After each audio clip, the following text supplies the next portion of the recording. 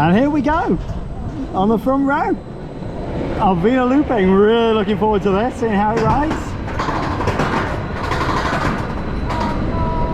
What's great about the Mack Big Dippers, they soon get you up to the top.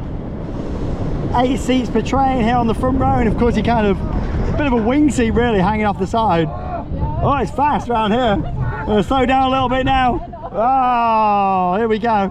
Woo! Oh, wow! Woo! Oh, the airtime was insane there. Woo!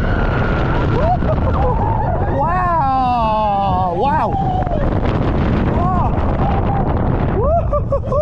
It packs a punch. Oh. Woo! Wow! Woo! Oh!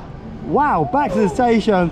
Short but intense is how I'm going to describe that. Of course, the highlight was the drop coming down that double down. Oh, that was insane. 2 massive lots of ejector air. What a ride.